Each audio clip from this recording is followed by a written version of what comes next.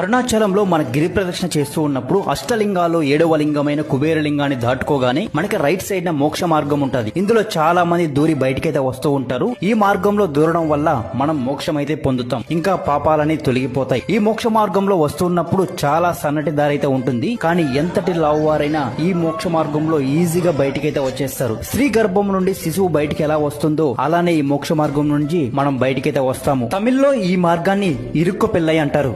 అరుణాచలంలో మన గిరి ప్రదక్షిణ చేస్తూ ఉన్నప్పుడు అష్టలింగాలు 7వ లింగమైన కుబేరలింగాన్ని దాటుకోగానే మనకి రైట్ సైడ్ మోక్ష మార్గం ఉంటది. ఇందులో చాలా మంది దూరి బయటకైతే వస్తూ ఉంటారు. ఈ మార్గంలో దూరడం వల్ల మనం మోక్షం అయితే పొందుతాం, ఇంకా పాపాలని తొలగిపోతాయి. ఈ మోక్ష మార్గంలో వస్తున్నప్పుడు చాలా సన్నటి దారి అయితే ఉంటుంది, కానీ ఎంతటి లావువారైనా ఈ మోక్ష మార్గంలో ఈజీగా బయటకైతే వచ్చేస్తారు. స్త్రీ గర్భం నుండి శిశువు బయటికి ఎలా వస్తుందో అలానే ఈ మోక్ష మార్గం నుంచి మనం బయటకైతే వస్తాము. తమిళ్లో ఈ మార్గాన్ని ఇరుక్కు పెళ్ళై అంటారు.